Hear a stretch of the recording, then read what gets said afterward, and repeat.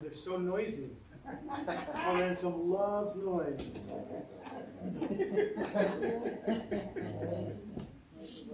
So Father Anselm, our last talk was on death. And right about now you have probably the same amount of people. So we like miracles more than death. So good, good. All right. Very nice, very nice. Good. We need miracles, yeah, yeah.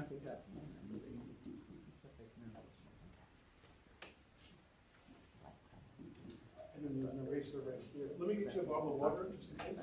Yeah. Okay. So right back. Can I use that? You can use whatever you want. Yes. Yes. And now get a bottle of water. Let the miracles begin. Yeah.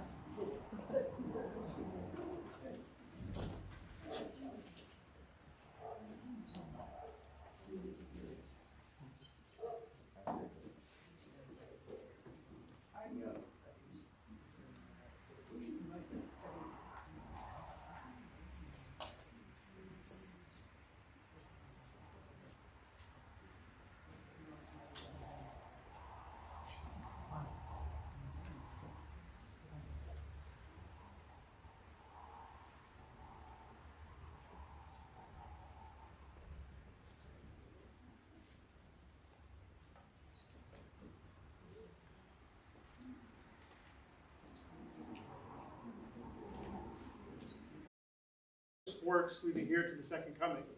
He's a really smart guy, but like I said, he's able to bring really, really difficult concepts down to we mere mortals. So he was here before, I think right before COVID, and he gave a talk on how art, architecture, music kind of brought him back to the faith. He had a sabbatical this past year working on a book on beauty. On art.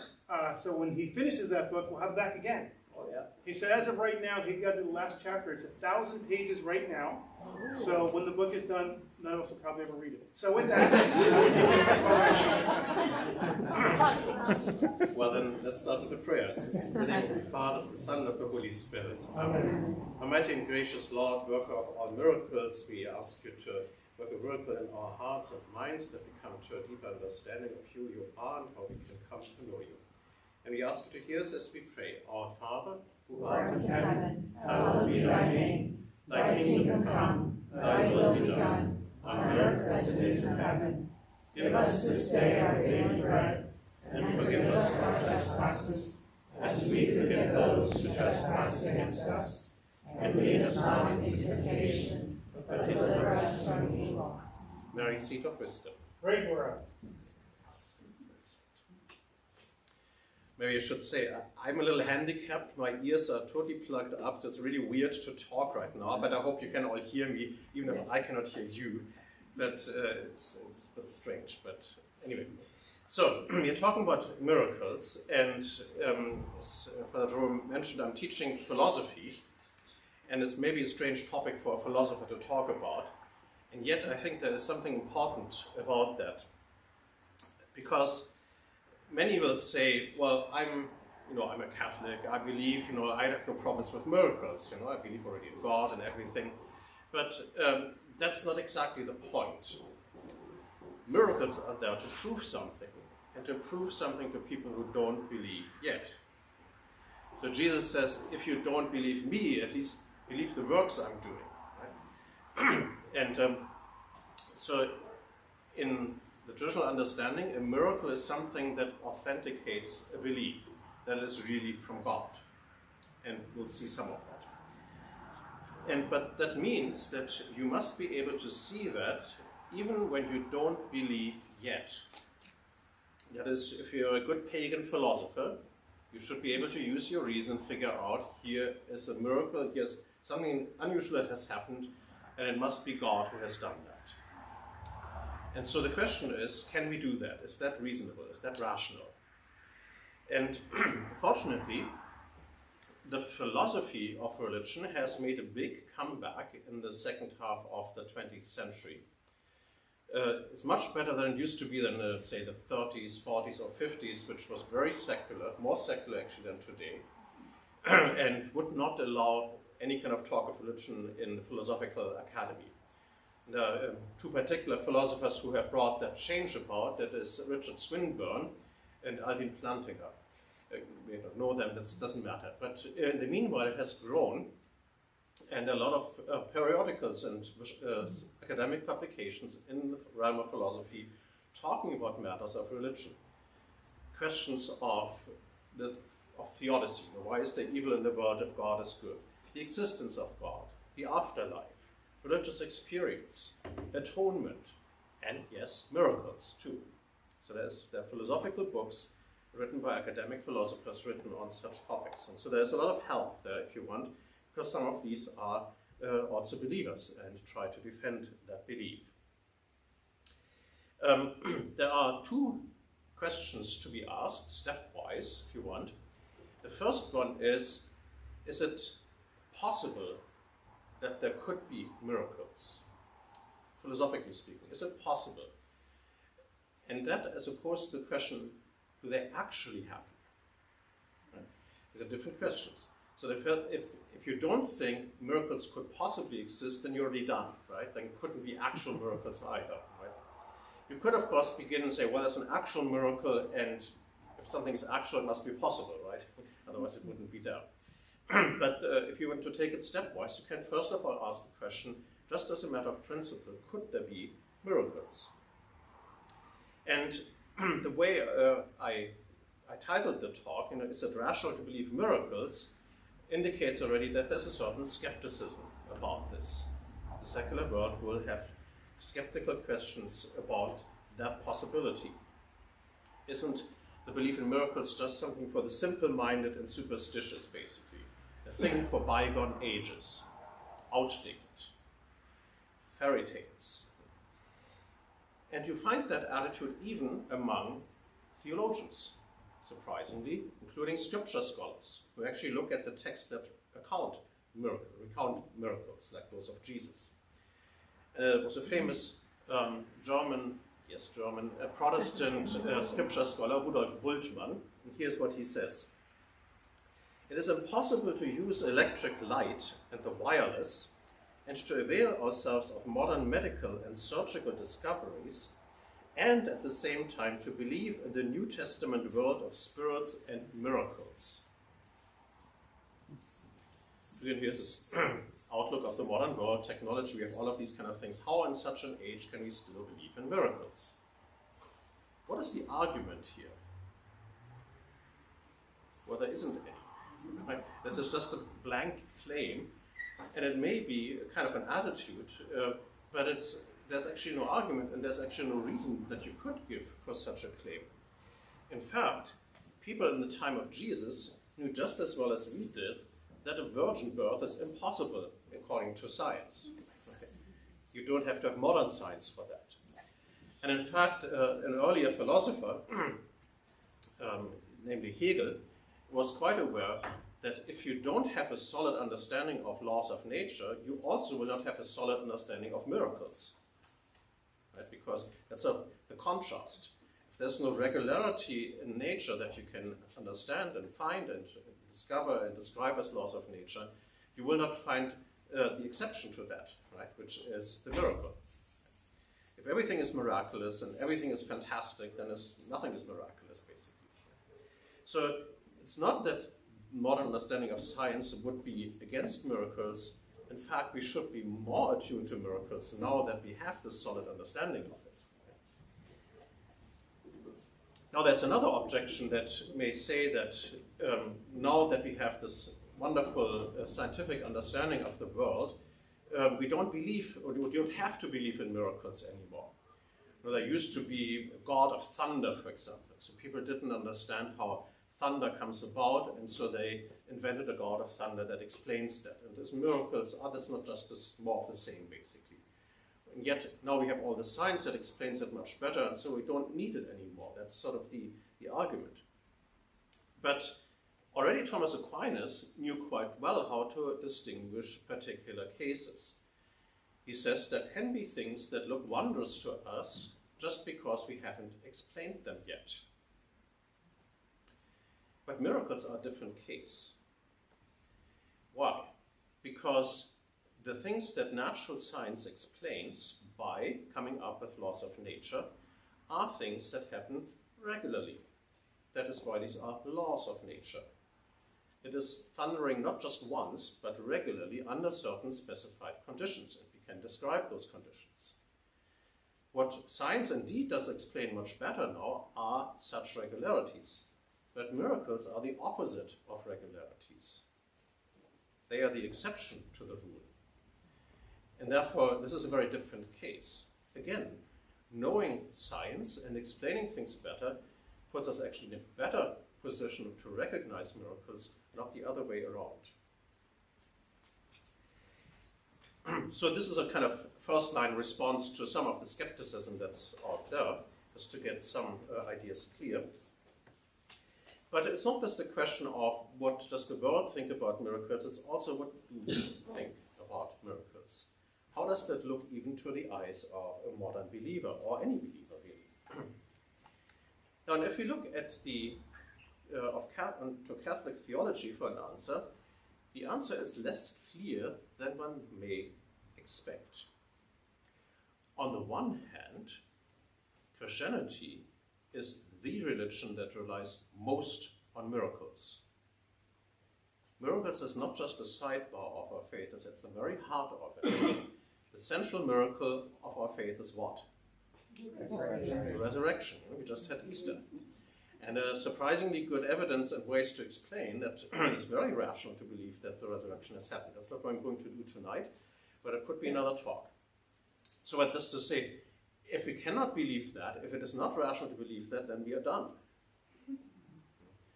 That means also Christianity is the most vulnerable to objections to miracles. So we have a really great interest in defending that it is rational to believe in miracles. It's absolutely central. You cannot take that out from Christianity and still keep Christianity.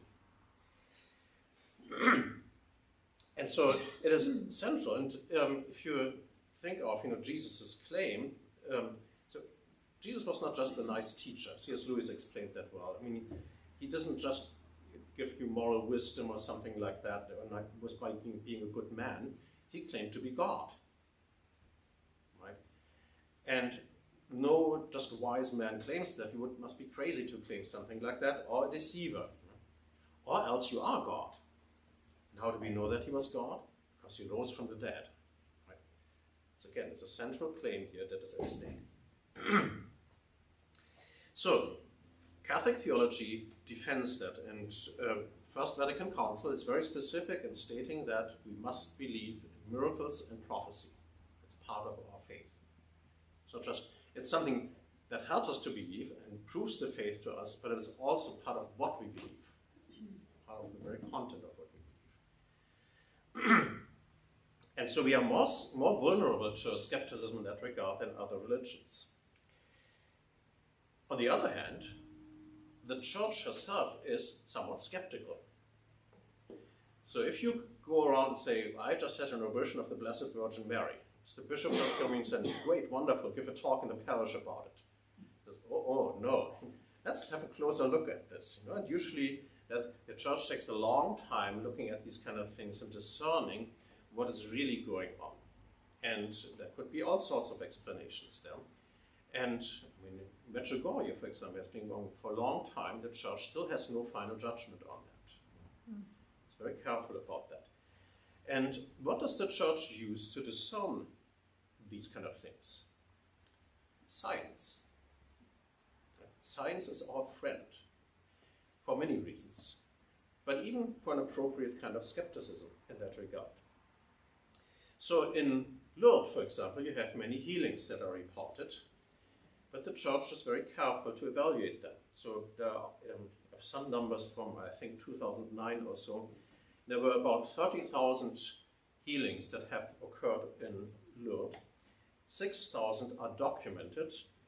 2,000 are considered medically inexplicable, but only 67 were declared to be miracles by the Church. So it whittles it down quite a bit. And how do they do that? Well, they have an office and a committee of scientists and medical professionals who look at the evidence. And there's to be a lot of documentation before and after and for a long period of time, and so forth and so on. It could be its own turn to look at that in more detail. But these people are not paid. have no personal interest in making gain from that. Many of them are atheists. And yet, at the end of the procedure, they are willing to say, this is something we cannot explain. They may not become Catholic. That's not exactly the immediate next step, but even an atheist will be able to say, this is something we cannot physically, naturally explain. And that is what science does in that context. And so the church is very careful with these things, and it can concern healings, it can concern apparitions. It also concerns canonization processes. As you know, you need to have 2 miracles to become a saint after your death. If you can make that happen, you know, canonization happen. But so just to say, so it's not any kind of naive superstition here. In fact, if we didn't do that, if we didn't employ science and philosophy to evaluate things, then we would be open to the charge of superstition. But the church has never done such a thing. St. Augustine, early in his life, was actually rather skeptical too. He said, well, fine, maybe, you know, the apostles worked miracles, that was important to establish the faith. Jesus, of course, did. But after that, miracles ceased to happen. Call that cessationism, or they ceased to happen. And there are many, especially Protestants, are cessationists. John Henry Newman initially was a cessationist too. But John Henry Newman changed his mind, and so did St. Augustine. When did St. Augustine change his mind? When he became the bishop of Hippo and had to look into so many miracle claims. So if you look at The City of God, his famous book, in the later chapters he's going on and on, one miracle after another that he tells the story about. He just couldn't help looking at the evidence and seeing that there is something that is happening here. But it takes to test that, and he did. Now, when we come to think of the possibility of miracles, some will say, of course it is possible that miracles happen. And that does not necessarily have to be a breaking of the laws of nature or an exception to the rule or anything like that. So to give you one example, let's say there's a child playing on the train tracks, and his mother watches from afar and sees the train is coming at high speed, coming closer and closer and closer. And then, right at that point, the train comes to a screeching halt, there's maybe, half a meter in front of that child. Meanwhile, the mother has prayed to God to spare her child. So upon looking at what happened, apparently the train driver has to keep a lever pushed for the train to keep going. He fell asleep and let the lever go, and the train stopped, right there. Okay. Was it a miracle? You can call it a miracle, and it's a miracle of providence, and God can foresee that certain things will happen in the natural course of events without him having to intervene to make that actually happen. And the mother has prayed for that, right? And so if an atheist sees that, will the atheist be convinced that a miracle has happened and that a God has heard the prayers of the mother? No. The atheist would be perfectly fine. He says, if you want to believe that, that's fine. We've always thought that religion is just wishful thinking. It wouldn't prove anything in that regard. But is the mother right to thank God afterwards to save her child? Yes. Right? So you can believe that this is a kind of a miracle, but it's a miracle of providence. It works with the natural ways in which the universe works, and God can arrange things accordingly. He foreknows that from all eternity the mother will pray, and so forth and so on. But it's not the kind of miracle of the greatest magnitude, one that should convince even an atheist that something inexplicable has happened. And that's the kind of miracle I'm asking about. The miracles that Jesus worked couldn't really be of that sort. Why? Well, in the case of the child on the train tracks, the mother prays, but the mother is a bystander, right? She watches what happens. She's not making it happen. But Jesus puts the hands on somebody, or makes somebody stand up and take his mat and walk, and works a miracle right there and then. How would Jesus know that just at that moment some strange coincidence of laws of nature coincided at that point to make somebody get up or something, if that's even possible? Right? To have that kind of knowledge is actually more miraculous than is actually happening. Right? That itself would prove that he's God. But I think that is actually not the most likely explanation. I mean, if he really is God, he can make it happen anyway. He can put the laws of nature out of gear and does something beyond what nature can do. And that's the kind of miracle we are talking about here. And again, still talking about the possibility of miracles, there are some who say that God cannot work miracles because he would be violating not just the laws of nature, but himself. So Protestant theologian Paul Tillich thought that, for example. And Spinoza would say the same thing. But they are basically pantheists. And I think that God is really the whole thing. So if you have, let's say this big blob is the world, right? But this is also God for them. They're pantheists. That means God is everything. Right? And now if such a God would change the world miraculously, he would have to change himself. It's a strange idea to think, right? And if the way the world works is as necessary as God is in his being, and the laws of nature are as necessary as God is, then for God to break that would mean it's impossible, or he would break himself, basically, right? So Paul Tillich thinks God would become schizophrenic and demonic and things like that. Well, if you are pantheist, that may be right, but Christians are not pantheists, right? So we believe, say that's God. Sorry for this, it's very simple kind of. And so here you have the world, right? Philosopher, not an artist. It's as simple as it needs to be, right? And so then God can intervene and change something in the world here, right? It doesn't change himself, it changes something here. Right? And he also has made the whole thing with the laws of nature in it. And there could be totally different worlds with different laws of nature. Right? What you see at that moment is, if there are miracles of the sort that we are talking about, that actually says something not just about the world, but about God, who God is. This cannot be God if there are miracles. But to say that God couldn't possibly work miracles for the reasons just explained, that's just your presupposition of a particular kind of metaphysics, which we don't believe in the first place, and we don't have to believe.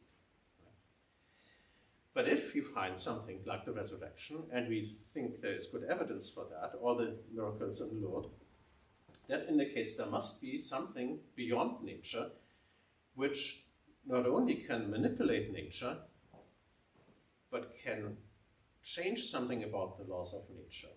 And what kind of being must this be? That must be the kind of being that actually created the laws of nature. God made these laws. He is the author of the laws. He is the lawgiver. And if he's the lawgiver, he can also suspend the laws. So a miracle, one of the reasons why God may work miracles is to show who he is. That he transcends the universe, that he's the author of the laws of nature, he's not subject to it. He is not any kind of impersonal force of the universe or something like that, like Star Wars, and the force be with you. God is not a force, God is a person. And so we don't say the force be with you at Mass. It's not an anonymous kind of thing or mechanism or entity that you can manipulate or meditate yourself into or something like that. He is a person, you can talk to him, and you actually may work a miracle for you. And that is in a very specific part of our faith. It's called intercessory prayer. Right? What good is it for you to pray to God to heal your sick aunt in the hospital from a deadly illness that only God could heal, if God cannot do that? And yet we do pray to God that way. Our very faith implies that that's the kind of God we are talking about. And there's nothing impossible about that once you see that kind of picture.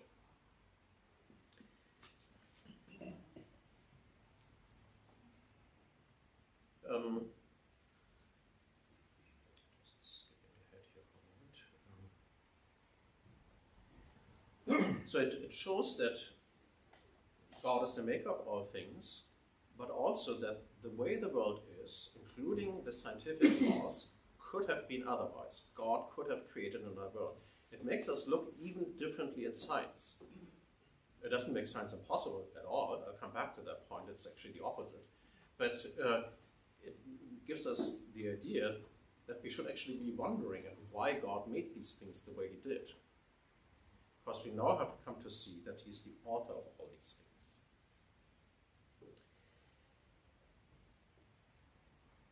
Good. So let's say that covers the question of possibility of miracles. We can come back to that with questions later if you want. Now then the next question may be, let's say all of that is indeed possible. But does God work miracles? And if he does, could we possibly know it? Could there ever be enough evidence for us to recognize a miracle? And that's a question that famously David Hume raised. I've heard that name before. Hume. And ever since, lots of ink has been spilled on that question. Yes, many people have written about the question of miracles. So now we have first of all to understand what David Hume's objection is, and go a little bit through that, and just to make his case strong enough, and then I'll explain to you how to respond to that objection. David Hume's argument is not that there are laws of nature that couldn't be possibly violated. In fact, he himself has a very weak notion of these laws and what we can know about these things. He's an empiricist, he's actually a bit skeptical about all of these things. And nevertheless, he says, we weigh the evidence, and what we have are these laws of nature that regularly occur all the time. Even you just sitting there, implicitly gives you evidence to believe in the law of gravity. You don't expect to reverse suddenly and float to the ceiling. So we live with that, and the laws of nature are in evidence all the time. There's lots of evidence for that. But a miracle is opposed to the laws of nature. And it happens perhaps only once. There's a little bit of evidence about that perhaps. So you have all this evidence for the laws of nature, just a little bit for the miracles. And the miracles contradict that, and so therefore you weigh these kind of things, and the laws of nature will always trump the evidence for miracles. We never have enough evidence and good reason to believe that a miracle has occurred. And so even if a miracle would have occurred, we couldn't know it.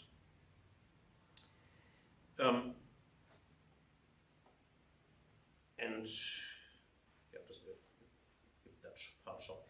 If you add to that a further complication, that miracles that we believe in, such as the resurrection, happened in the past, 2,000 years ago.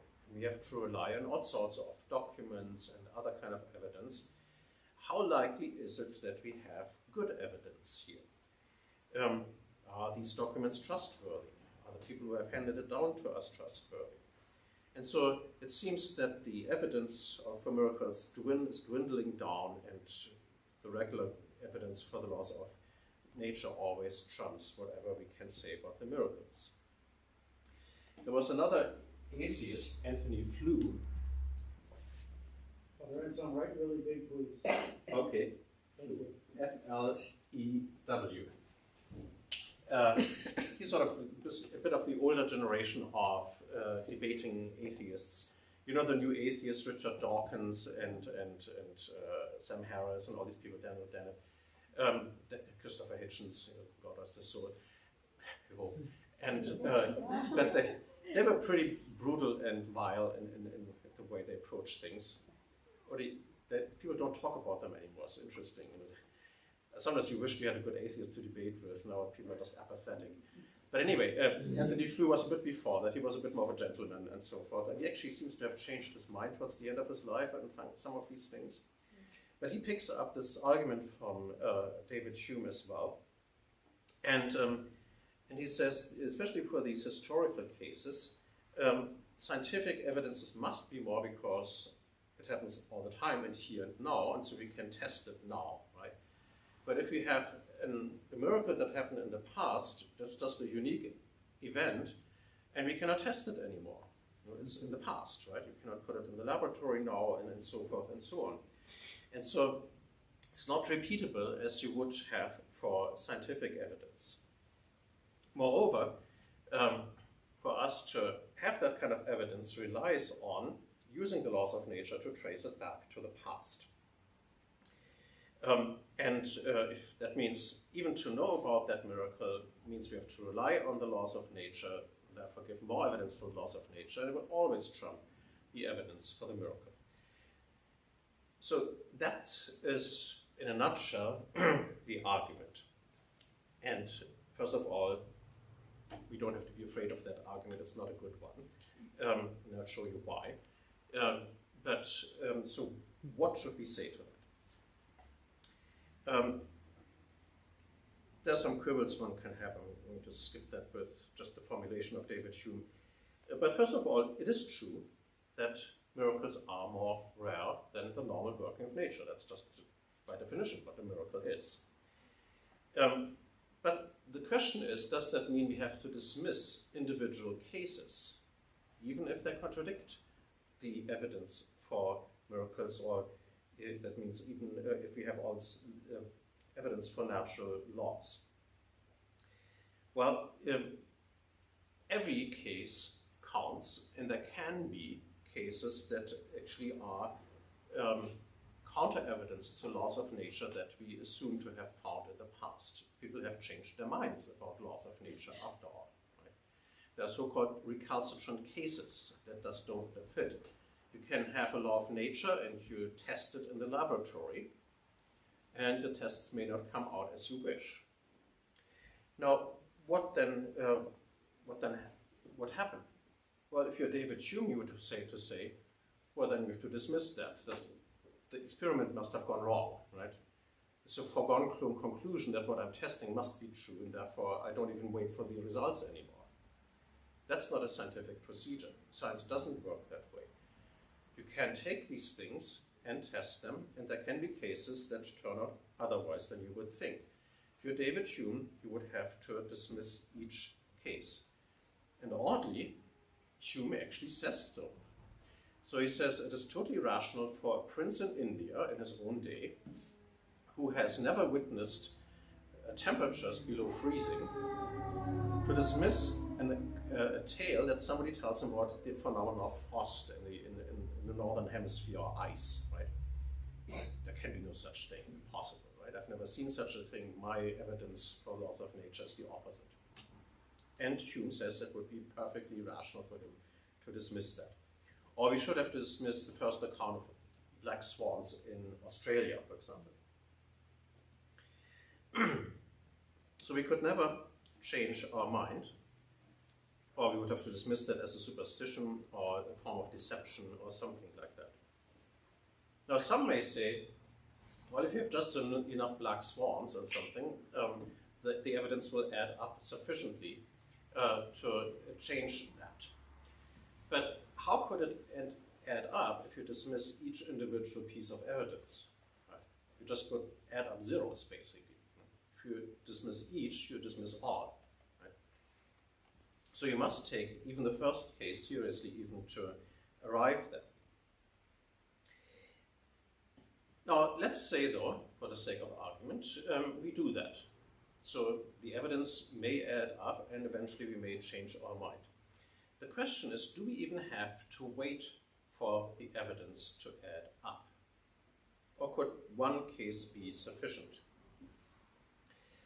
Well, if we have the scenario of an experiment and you have contrary evidence, that might rattle you enough to think about how we can explain that better. And maybe you can come up with a law that explains what looks like an exception and all the other evidence as well. And then it's perfectly rational to change your mind here and now, even without having accumulated so much evidence. Scientific theories don't have to be confirmed by sufficient data necessarily. Karl Popper was the one who said what makes a law or scientific theory scientific is that it can be falsified. You have to give cases in which you would say, this is contrary evidence, now I have to relinquish my theory. If you can give that kind of account, then the theory is scientific. Well, you may have actually evidence that is against your theory, and then you have to take that seriously. It would have been falsified. Now, what is important about that is, as I just said, if you come up with a new theory in the face of such a recalcitrant case, that theory doesn't just explain your recalcitrant case, it explains also the previous data that you had before, based on which you assumed a particular law of nature. That is, what you propose now, you don't have to weigh against the past evidence that you have. It includes that evidence. That evidence actually becomes evidence for your new theory. And something similar is true, I want to claim, for miracles. Now, miracles are a little bit different because miracles don't make you change your laws of nature. Miracles are still against laws of nature, or at least an exception to the rule, let's say. And nevertheless, we can easily imagine that in the light of these miracles, we have a paradigm shift, as you would say, or have a different outlook on reality that explains the miracle and the laws of nature at the same time. So let's take, to get to the heart of the matter, let's take the apostles after the resurrection. Right? So they saw the evidence, they saw the empty tomb, and they saw the witnesses and heard the witnesses talking about it, and had the appearances of Jesus and all these kind of things. It took them some time to let that sink in and change their mind. We know all these stories, we read them right now at Mass. And it didn't happen right away. So you can say there's a sort of an accumulation happening, right? The evidence accumulates and slowly changes their minds in some way. And then they may have been sufficiently startled to see all this in a new kind of a light and come to believe that Jesus rose from the dead. If you add Pentecost, you know that will even do more. Now, everything that they have believed before has not stopped being there, nor does it contradict what they believe now. What they have believed, as good practicing Jews, looks now different from the perspective that they have now after the resurrection, but it doesn't contradict it, just the opposite, it confirms it. We understand the prophecies now, let's say the suffering servant in Isaiah and so forth. Now this is for, the matters of faith, but what about laws of nature? So again, people knew about laws of nature, and they knew that something was natural and other things were not. Would that make them disbelieve the laws of nature they have believed in before? No, if what opens up here is this picture, that this kind of God is the one who also makes the laws of nature, they just have more evidence for someone who makes laws of nature. Right? The same God who works miracles is also the God that makes laws of nature. And therefore you can have, if you want a scientific paradigm shift or something, that gives you that kind of perspective. And what David Hume claims to be evidence against miracles, namely the evidence for laws of nature, is speaking for miracles, because they are evidence for the same kind of God who works miracles. Now, one could go on here and make a totally additional case here and showing why laws of nature actually need an explanation, and that explanation is God. can make actually additional arguments to support that. C.S. Lewis says the miracle may have been improbable compared to the laws of nature, but at some point everything is improbable. Right? Before God creates the world, the very existence of the world is improbable. That God would make a world that has laws of nature is improbable. That God makes these laws of nature is even more improbable. And that miracles are improbable does not make a great difference in that scenario. So the kind of probability in weighing evidence, I think, is very misapplied here in the way that David Hume or Anthony Flew cast that question. So the evidence for laws of nature are not evidence against miracles. They're just more evidence for the same God who also works miracles, and vice versa. Now, what about the historical arguments of Anthony Flew? How can we know that? I mean, so there were the apostles and their eyewitnesses, but we were not, so we have to believe what they tell us. How can we know something 2,000 years after the fact, or sometimes less? And so that's a question of how to look at history and how to evaluate history. There's one, yet another Protestant theologian, Ernst Troeltsch, big letters, who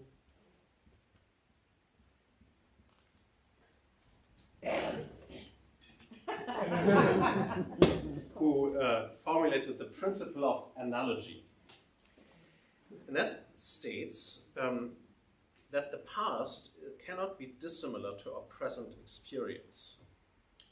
So if we don't, to cut it short, I mean, if we don't experience miracles here and now, then they cannot have happened in the past.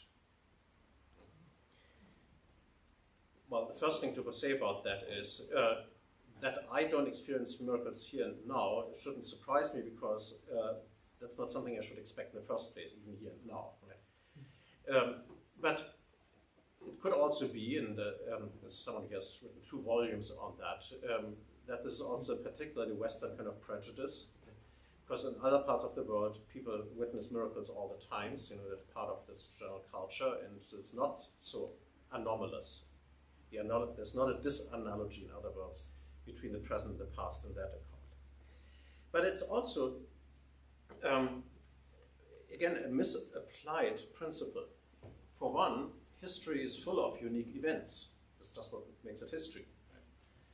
I mean, natural cycles are always the same, but history is always different. They're unique individuals that take unique actions and so forth. If you would apply that principle strictly, you wouldn't have history.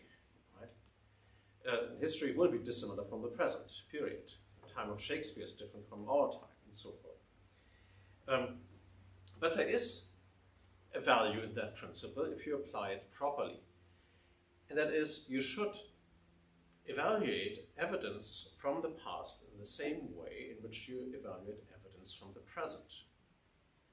So if we know from present circumstances that certain people will hallucinate if you give them drugs, you will probably not be so likely to believe their testimony, right? If you know that they are on drugs. The same would be true if you knew that the apostles were on drugs, then you have had hallucinations. Of course, there are checks and balances, then you would still produce the body and the tomb wouldn't be empty. But still, I mean, the analogy here is a matter of method more than of content. The content can be dissimilar. Even if you don't have a miracle now, it could still be in the past. The methods would be the same. And the same methods that lead you to disbelieve certain evidence should also make you believe certain evidence, in other words. So if testimony is good today, it is also good in the past. Now,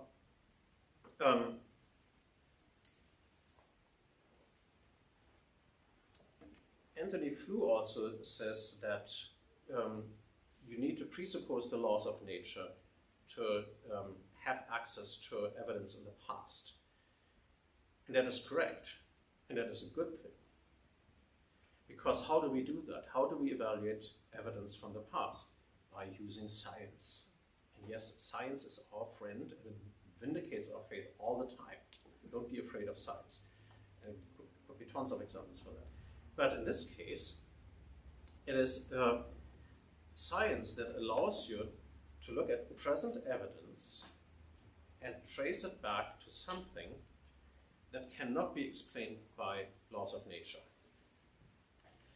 And I give you an example for something that we don't consider typically as a miracle. That's the Big Bang. So if the Big Bang is what at least traditionally people claim, it's the beginning of space and time and of matter, and it must have a spiritual cause, therefore. And it is not explained by the laws of nature, because before space and time there are no laws of nature to explain anything. Right? The Big Bang begins not only space and time, but the laws of nature, and therefore cannot be explained by the laws of nature. And how do we know about that? Well, by extrapolating back from what we see by looking through telescopes and other instruments in the sky and looking back what that may point back to, light years back and so forth and so on. And we trace that back and we come to this point of the Big Bang, using laws of nature to come to a point that cannot be explained by laws of nature. And something analogous we would do when we prove the existence of a miracle in the past.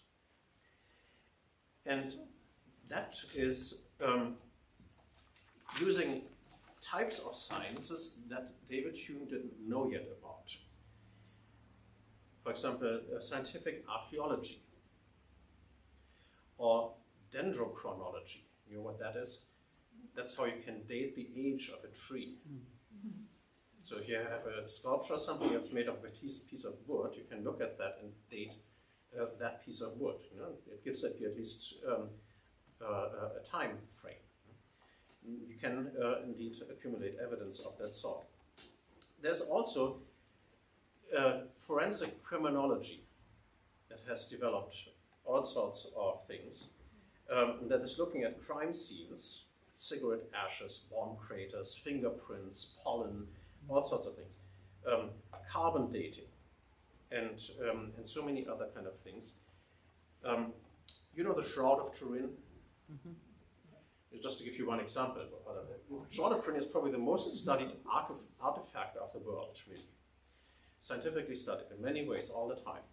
And one of the things that somebody tested, and I think it was around the 1970s, was a police officer from Switzerland who was working with these kind of methods. And he did this pollen test on the Shroud of Turin. And of course, there are all these kind of claims that it was sort of somebody was cheating and making that up in the Middle Ages or something like that. Well, he found, so that the test is, you can test the clothing of a criminal, look at what pollen are in his clothing, and then you can sort of tell where he was. So it works.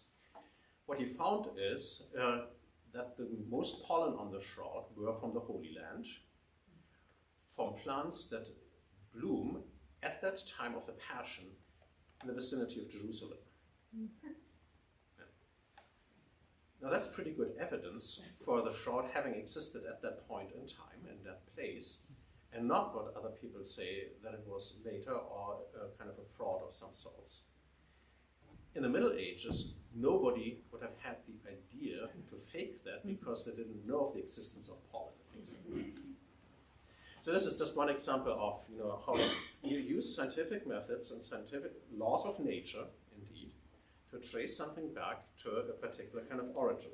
Now that doesn't explain it the Shroud of Turin, but it's just there's many pieces of evidences that you can accumulate, and then you have to explain what hypothesis explains all these data points and what hypothesis explains it best. And you can come to some pretty good conclusions that way. The other thing about that is, it is present evidence. The shroud exists now. The tomb of Juan Diego, with Our Lady of Guadalupe on it, exists now. You can test it now. You can indeed put it into the laboratory and repeatedly perform tests on it, and people do that. And so you can accumulate evidence over time, just as you would for any other kind of scientific field. It's not different at all.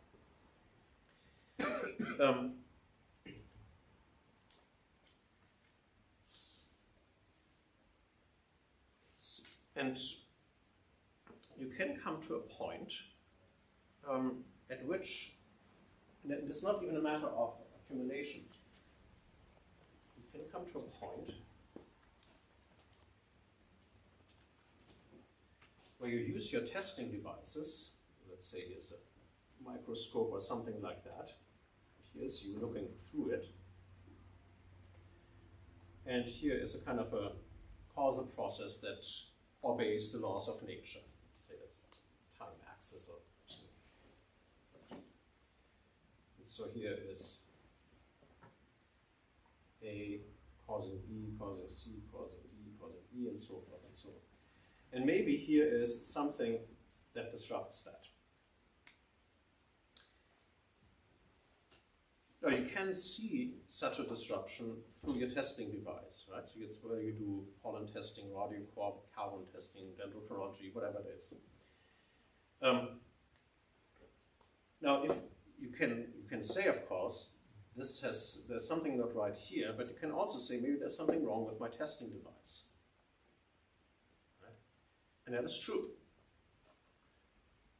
And but perhaps, you can say, well, I test this, and maybe you come to a kind of a stalemate here, or a draw between the two, and so forth, and that's the most you can do. No, if you have a conflict of any sort, you have a miracle, because either the miracle has happened here, or it has happened in the testing device. That's possible too.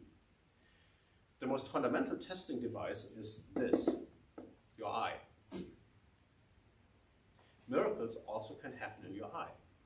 And so if you have apparitions, you may have seen that, there's somebody in ecstasy looking at something that nobody else sees. You can test the eye, and people actually do that. They shine lights into the eye, and they test what's going on in the eye. The eye is just another testing device. You're an eyewitness, and eyewitnesses can be tested too. But it doesn't matter whether the miracle happens here or in the eye, it is a miracle. And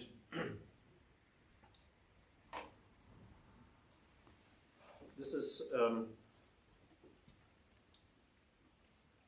in either case, if the miracle happens here, there's also something about the laws of nature that operate in your eye that has been put out of gear.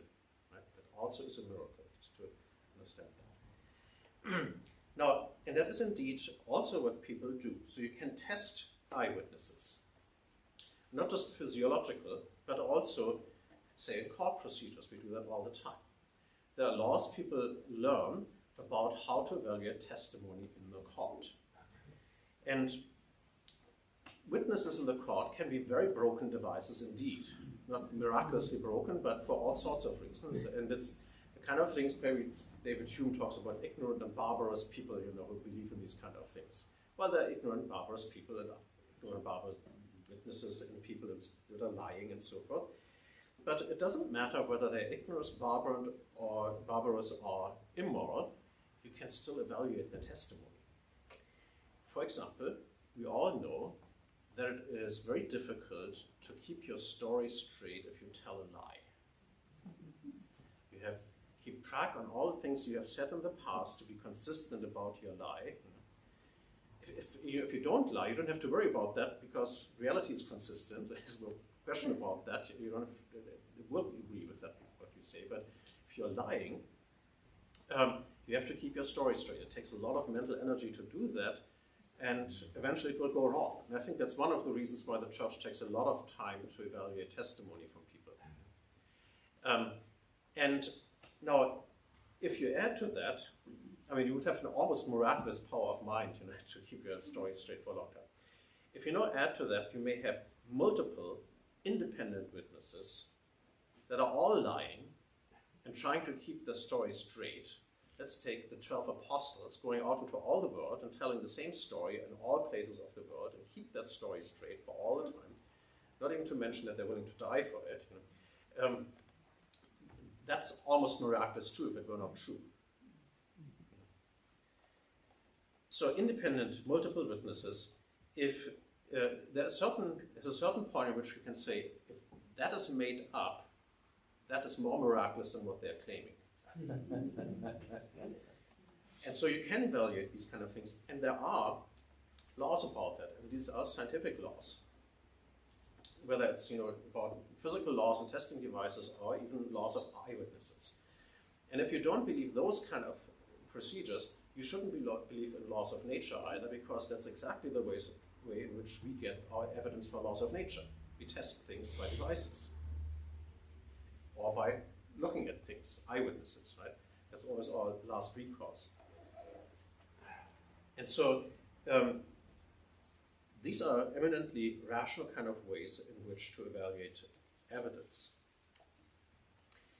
And then finally, you can also, and oh, by the way, I'm sorry, you have to trust witnesses, yes. But science has to do that too. In the scientific community, everybody works on a little specialty and trusts what somebody else is doing and using that as a stepping stone for the next thing. There's trust going on everywhere and all the time in the world. That's not irrational to do that. Science does the same thing. And again, you can, if need be, also verify. Trust but verify. But nevertheless, that there's a certain amount of trust is also not irrational at all. And sometimes these things can be combined too. So take the miracle of the sun in Fatima, right? You have, first of all, prophecy. Now, prophecy is an interesting case for a miracle too. That's eminently testable. You just deposit a prophecy, put it in writing, put it in a safe, put a seal on it, and so forth, and say, this is what's going to happen in 50 years exactly. So something's happening in 50 years, you open the safe, and lo and behold, that says that. And could you have known that? Well, if it's about human people doing something, I mean, how can you predict free human acts and so forth? There's only one person who can, in the long run, predict such things. That is God.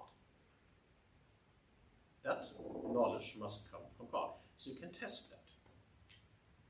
But, of course, if you have a prophet, say Elijah or something, who makes a prophecy, at that time that hasn't yet happened. So the evidence is not yet in. And that is one of the reasons why prophets typically work miracles, to authenticate that what they are saying is from God. So it's an additional miracle. But that having been said, after a prophecy has been fulfilled, you can look back at that and say, wow, that must have come from God. And indeed, people have made that case and looked at all the Old Testament prophecies that have been fulfilled in the New Testament. You can all make the arguments as tight as you want. There's a lot of evidence and a lot of fulfilled prophecy independently from each other. If you take that seriously, I mean, there's even a mathematician who has made that proof mathematically. That is actually astounding. So prophecy is a good case, and in hindsight at least, you can show that. Now, in the case of the miracle of the sun in Fatima, the children predicted that this miracle would happen, and it did. So that's remarkable in itself. Now, what happened then is, the sun spinning out of control and approaching the earth and so forth. Where did that miracle happen? In the universe? That's hard to say. If it happened in the universe, we wouldn't be here, right? The solar system would have spun out of course, and we would have been. It didn't happen out here; it happened here. But it's a miracle nonetheless, and it was witnessed by hundreds of thousands of people, and also different physical locations. So it's not a mass hallucination or something, or a mass psychology of some sort. So independent eyewitnesses to something, even if it's something that happens in the eye of the beholder. Which miracle is that? That's Fatima. Fatima. Portugal, Fatima, Portugal.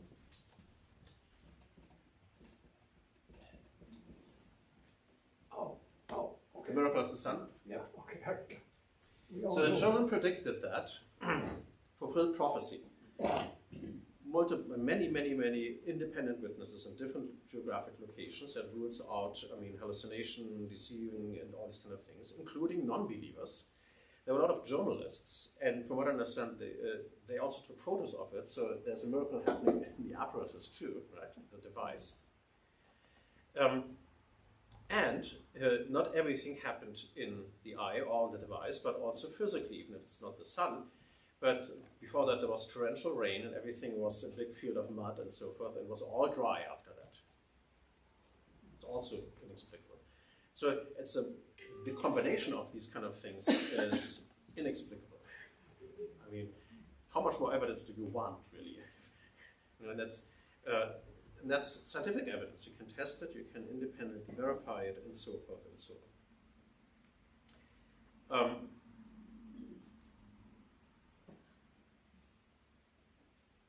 So, I mean, maybe that's sufficient, and we can keep more with questions, but this whole kind of questions of possibility often is evaluated in terms of probabilities and so forth. Well, what you think is probable depends on your presuppositions, right?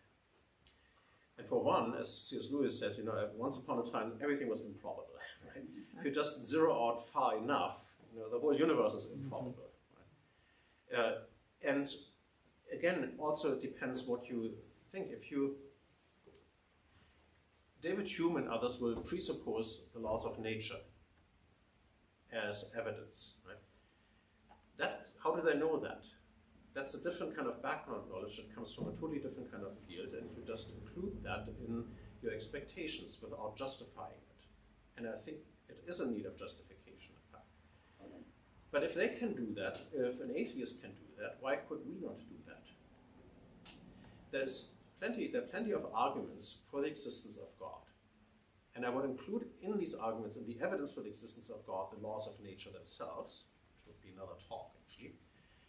If you see all of that, and if you have a rational case for the existence of God for so many reasons, then you can take that as your presupposition. And then a miracle suddenly doesn't look very unlikely anymore. The kind of God that we believe in, who is omnipotent, who is benevolent, who knows us, who has created us, who knows that we are in dire straits, morally and otherwise, that we are in need of guidance, that we are in need of the kind of evidence that a miracle would give, would we expect such a thing? Isn't that actually rather probable, not improbable? Just to say, it depends on your presuppositions. And there's no reason, even if you're not a Christian yet, you have evidence for the existence of a God, and perhaps even a benevolent God and so forth.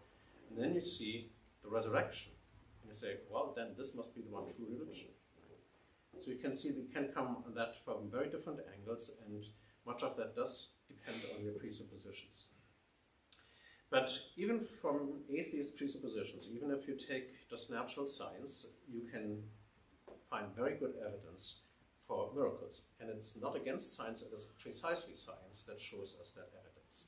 More than ever, because we have more than ever such science that shows these things. And there would be lots of other examples for that, but I think I stop here and leave the rest for questions.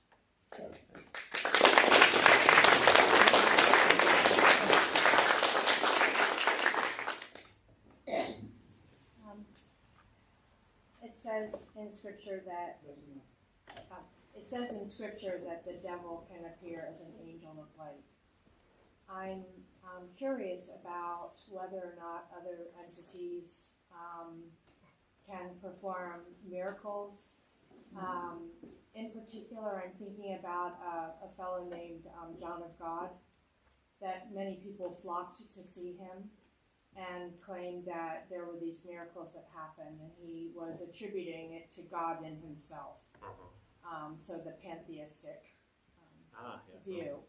I'm just wondering, is there anything you can say to that question? Because people will say, well, there's been other miracles, and and they will point to that, which then discredits or diminishes the miracles. We're going of Christ. straight to the next talk I would give if I had the time. Okay. Is there a question? See, but that's, let's say, well, what I've been talking about is, you come to the point, let's say, where the atheist doctor in Lourdes, that bureau that is evaluating these cases, can say, here's something we cannot explain naturally anymore. Right? That's as far as it would get, and that's as far as, say, that we have gotten here. Right? Then a whole other set of questions arises, but that's usually not the point. mean, people don't even get to that point anymore. But you're quite right. So then the question is arising, what is the cause for that? So there is an explanatory gap, and people talk about the God of the gaps. Here's actually a legitimate application for that, because there's an explanatory gap. There's something that requires an explanation, but there's no physical explanation around. It must be a spiritual explanation. But what kind of spiritual agent are we talking about, right? So you can make that in terms of bifurcation, right? So you have an infinite spiritual agent, that's God, right? There are finite spiritual agents, okay, finite and infinite, right? And among the finite spiritual agents, some are embodied and some are unembodied. The embodied ones, that's us. And you can even ask, what can human beings do? And some people think there's more that we can do that looks preternatural than others do. They're typically more to be found in India, and some Islamic thinkers thought that too. But leaving that aside, there are finite, purely spiritual beings. They're angels and fallen angels, demons. And I think we have to be very worried about, people immediately jumping on all sorts of preternatural claims, saying, well, look, here's a miracle and God is showing us something. Oh, how do you know that that's not demonic? And the devil can appear as an angel of light, as you say, and even do some very pious things. And you sometimes find then suddenly the whole thing gets derailed and it's terrible. And people who have believed in that, with such fervor and emotional involvement, will be totally disaffected and turn away from the faith altogether. Right? And then the devil has achieved his goal. That's just one of many trajectories that can take. So yes, you're quite right. That needs to be evaluated, and that needs a whole other kind of talk about. And also a set of evaluations. For one, there are different kinds of miracles. Thomas Aquinas in various places distinguishes 3 levels. And there are some miracles that only God can work. For example, raising somebody from the dead. And other things that angels or demons can work. Now, one thing, you have sort of on the ground level, you also have to look at, what kind of story is being told here. These are intelligent agents. There's a narrative that explains the actions of intelligent agents. And so somebody who is doing these kind of things to gain money, right? Bad sign. And then even the church fathers already comment on that, or that just do frivolous. The pastor's fundraising. Or the fastest fundraising. Oh, we have a miracle, that's and so a bad sign, or leading people astray based on faith criteria. And good, so if an angel works something, or an apostle works a miracle, right?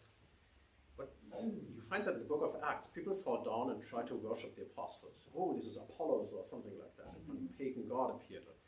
What do they always do? No. That's not us doing it, it's God doing that. And angels will do the same thing. They always point back to God. The demons won't do that. They want to be worshipped. Right? So that's sort of just the narrative that unfolds. They will tell you something. But there are also things that finite spiritual agents cannot do in principle. So I mentioned the resurrection from the dead, but there are certain healing miracles that, there's some you can explain psychosomatically, and that's natural, and so you have to look at each case, and that's why you have an office and Lord looking into that. But there are some healings, so Thomas Aquinas thinks angels can do demons can do very clever things, right? There could be like a very good doctor having good instruments, but they always have to use natural principles, which for one would mean often it cannot be instantaneous.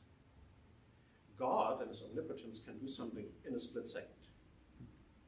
It's like creation, which takes God's omnipotence, which makes something out of nothing. You go from nothing to something. There's no time lag. There's nothing in between, right? And so likewise, if God works a miracle, it's typically very instantaneous.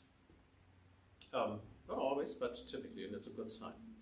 And demons cannot do that. They have to avail themselves of natural principles, even the Aquinas thinks they can accelerate it, or just like somebody who is working trickery or prestidigitation, or how do you call that? I mean, where something very quickly with your fingers, magicians, stage magicians, and things like that. So they can do all of those things and can do them better, probably. So, but there are things that you cannot explain that way. So, raising from the dead, instantaneous healings, but even healings that bypass natural processes. So you have people who were blind, they didn't have even pupils in their eyes, right? They suddenly can see, but they still don't have pupils. Right? That's not naturally explicable, right? So a being that has to use natural principles would have to restore the pupils at least for that to happen. Right? So those kind of things. So you can make these distinctions. That can get a bit more tricky, but that's certainly possible. And so the church has been doing that for a while. There was a Pope Benedict XIV in the 18th century has a whole book on miracles doing that, because before that he was in charge of canonizations. And you had to evaluate all these cases that were brought to him and the miracles that, and so he has a lot of ways of evaluating that. I myself have tried to do that.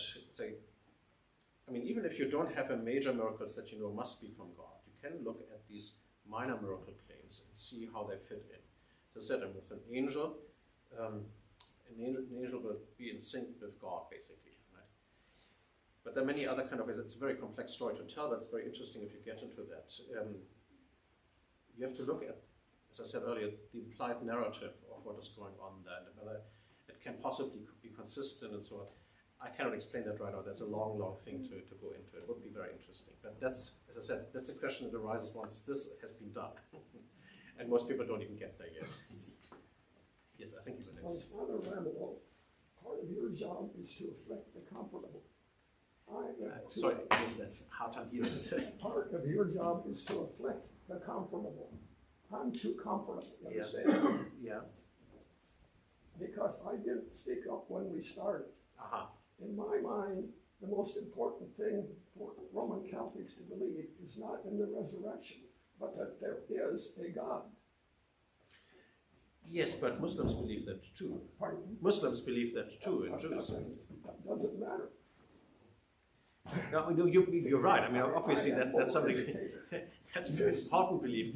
And I'm talking about the distinctive part here. This universe has the uppermost thing in this universe is that energy cannot be created or destroyed. Mm-hmm. Energy is eternal. And this universe came from an isotropic quantum vacuum potential, from the quantum energy of the universe. Mm-hmm. That's how we got the universe.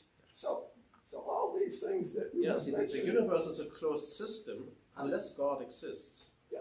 So in the universe, things wind down. I don't believe that God exists because I have a better explanation that you haven't heard. And the whole physics department over Stanford knows this. Let me try that once again. You will agree that energy cannot be created or destroyed. Yeah. You know that. I mean, you should know that. So if energy cannot be created or destroyed, then energy always existed. Yeah, but there's the second law of thermodynamics that it winds down, right? That's that. But I mean, this is the point being, of course, God can create more energy. What would that be? You and I are violations of the law of thermodynamics. See, inanimate matter has entropy, and things get more disordered. Yeah. But we are systems of disorder. We take in energy from the order of the universe, and we store it. And so we are able to think about these things because we have enough energy to make things that are anti-entropic, that they order things. Yes, but only by producing more entropy in our environment. We produce more disorder. Yeah. But since we're all here and we're having this discussion, and I think there's the preservation of energy, right? Certainly would be disrupted by God creating something new, right? The preservation of energy would be disrupted by God making something new, by God inserting something new. If he created some new energy that wasn't here, but he doesn't do that. He just rearranges the energy. I mean, in a miracle, you could claim that that's one thing that may happen, right? If God interferes, there's something new entering to the system. No, he just the I system. think the incarnation, right? The I mean, system that's God himself entering the he system. doesn't create any new energy. He rearranges the energy. How do you know that? Huh? How do you know that? Well, I could go a long time explaining it. Tell me why. Yeah, you can. That would be a physical explanation, but God made these laws of our physics, and He could No, also make exceptions. I'm just giving you an explanation from the You guys- laws of physics. can you guys that I talk later? understand pretty well. We continue that later. There are other questions. Let's have another question. I was just curious if there is sort of like, given that the Vatican, right, is presumably like evaluating these cases, do they have like, I don't want to say like a list, but like a place where like you could go to sort of like look into these things for yourself? Like I don't know. A list sounds kind of like plain, but like a list of miracles or a database of miracles to sort of look into. Well, I don't think the Vatican has a database for miracles, but there's of course. I mean, one source that I just recently found is on the Shroud of Turin, and this is it's a critical summary of, let's say, the observations, data, and hypotheses. So it's done by the scientists that themselves have studied that, and it's basically looking at the history of the question also, and going through all of that and accumulating the data on that. So that's a good resource on that particular one, but you have to look at particular items, and the Vatican is not going to give that to you. If you want to research in Lourdes, I'm pretty sure that would be possible. I mean, you could go into the files that they have on these cases. So I guess I'm sort of asking, like, is there a way to sort of, is there like a jumping off point if I want to like learn more about them, or like, you know, yeah. Okay. Yeah, no, that's a good question, because I've sometimes looked myself, and there's no one point to look at. You have to look at who has written on that. I mean, it's true for many scientific questions. I mean, there are people publishing on things that you have to read their work. Some are specialists in that area, and others are not. And so, but that having been said, I mean, Father Robert Spitzer has a pretty good thing on his Marge's website. I mean, he has something on Our Lady of Guadalupe and also the Shroud of Turin. So that's Father Robert Spitzer, Jesuit. And this is the Marge's website, MAGAS. I got one more question and then we'll call it a night. Who's got one? Oh, there we go. When I think about miracles described in the Bible or performed by saints and the like, one observation one can make is that they don't cover the full range of diversity one could imagine, right? You can imagine you can imagine a comic book version of Jesus who, rather than overturning the tables of the money changers in temple, like shoots lasers out of his eyes or something, right? So, I mean, in many cases you could say they appear to be, as you were saying a couple minutes ago, be consistent with natural processes like healing, or sometimes instantaneous. But in terms of that, if you kind of look at the perhaps more limited diversity of miracles as we, the church believes that they've existed, versus, say, things that are similar in mythologies of other religions, like Zeus turning into a bull. No apostle ever turned into a bull to trample the Romans or anything like that. Do you or the church have anything to say about that? That's another further important question. I mean, miracles are not just brute acts of force. They tend to have a significance. And I think the vast majority of miracles are probably healing miracles. And that says something about God. It's careful. And there are apocryphal stories about Jesus as a boy, making little birds out of clay, clapping his hands, and the birds fly away. Or here's, the omnipotent child God, playing around with these kind of things. That's not in Scripture. And Aquinas, for example, discounts that precisely for the reason that as a child he wouldn't be yet in a position to teach. And for Aquinas, the miracles are coupled with the teaching of Jesus, which at the same time make explicit the significance of what is happening. And again, I think that is specific also for Christianity. And you can compare religions a lot. I mean, so David Hume makes this whole other case about, there are miracle claims in other religions, don't they cancel each other out and so forth? No, they don't. I mean, you have to look at exactly what happens, And there could be demonic miracles, and that doesn't necessarily mean it's from God and so forth. And if you are, if you have this pantheist where everything is one big blob, well, within that big blob, you may have minor deities doing mayhem, but you couldn't have this transcendent God doing the kind of miracles that Jesus is doing, for example. So you have to evaluate that. But with that background, it is interesting to look what miracles Jesus works and what he doesn't.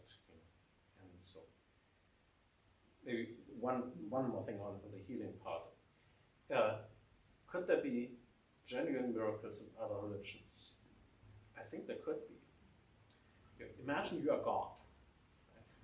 There you are, yes, the universe, and there's a pious Muslim woman praying there for her sick child, for Allah to heal her. Well, what would you do? Die, infidel. No, I think God would do that, could do that, and that wouldn't be evidence against Christianity or even for Islam in that case. It would be just evidence for that God that we both believe in. So, and in fact, there are cases like that. So, have you heard of the Lebanese hermit Charbel Maklouf? It's a Saint Charbel Maklouf. He lived as a hermit in the Lebanon, and very holy man in the 19th century. And it's a pilgrimage place, and all the typical crotches hanging there and so forth. But a good part of them is done for Muslims. So that's possible. And I think that's true ecumenism. So, Father, did you talk about all these things in this book you're writing? The book I'm writing is on art. That's a totally different thing. But I have some writings on that question too, if you're interested. No, on that matter. Well, thank you, everybody. We'll stick around a little bit, but thank you so much for coming.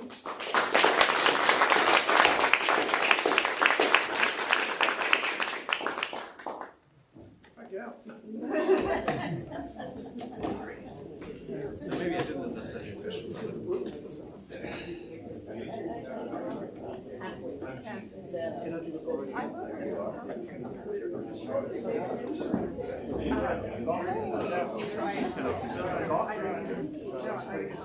Hi.